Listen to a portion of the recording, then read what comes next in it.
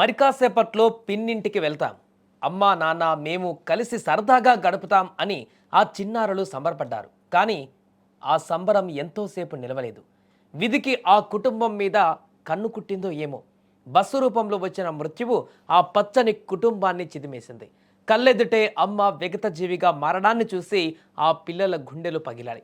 Nacharam HMT Nagar కమాన్ వద్ద శనివారం రాత్రి జరిగిన ఓ ఘోర రోడ్డు ప్రమాదం ప్రతి ఒక్కరిని కంటతడి పెట్టిస్తోంది.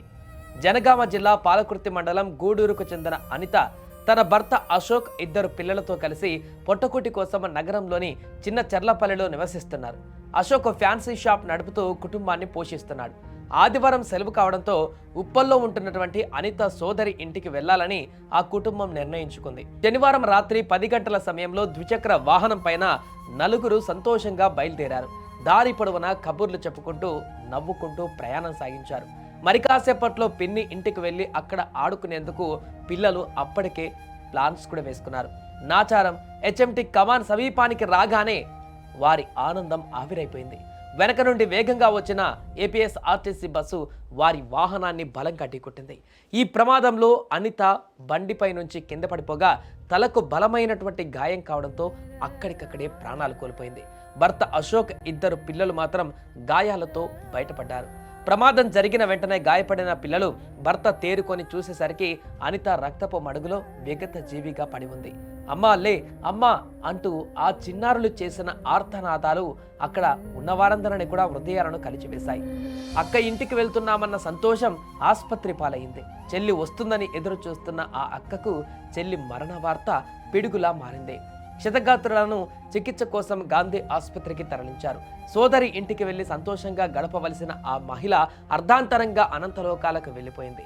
అల్లారు ముద్దగా చూసుకునే అమ్మ కళ్ళ ముందే కానరాని లోకాలకు వెళ్ళిపోవడాన్ని ఆ పిల్లలు జీర్ణించుకోలేకపోతున్నారు. పోలీసులు ఈ కేసును నమోదు చేసుకుని దర్యాప్తు చేస్తున్నారు. ప్రమాదానికి సంబంధించిన పూర్తి వివరాలను కూడా సేకరిస్తున్నారు. ఏదేమైనా కూడా ఒక కుటుంబాన్ని మొత్తం కూడా చిన్నాభిన్నం చేసింది ఈ ప్రమాదం. సరదాగా పిన్నింటికి వెళ్ళి ఆడుకుందాం అనుకున్నటువంటి ఆ పిల్లలను పూర్తిగా తల్లిలేని పిల్లలుగా మార్చేసింది. దీంతో ఈ ఘటన జరిగిన వెంటనే అక్కడ ఉన్నటువంటి తోటి ప్రయాణికులు కానీ స్థానికులు కానీ ఆ ప్రమాదం జరిగిన స్థలానికి చేరుకున్నారు. అక్కడ స్పాట్లోనే చనిపోయినటువంటి అనితను చూసి బోరున విలపించారు. పక్క పిల్లలు, మరొక పక్క భర్త, ఇంకొక పక్క అనిత మృతదేహం.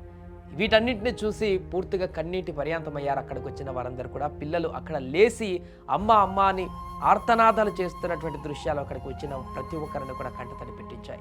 ఈ వార్త తెలిసిన వెంటనే ఎవరైతే ఇంటికి వెళ్దాం అనుకున్నారో వీళ్ళు ఆ పిన్ని వాళ్ళ ఇంటికి వారికి తెలవగానే ఈ యొక్క ఇన్ఫర్మేషన్ వెళ్ళగానే ఆ యొక్క అనిత చెల్లి బోరున విలపించుకుంటూ పరిగెత్తుకుంటూ వచ్చింది.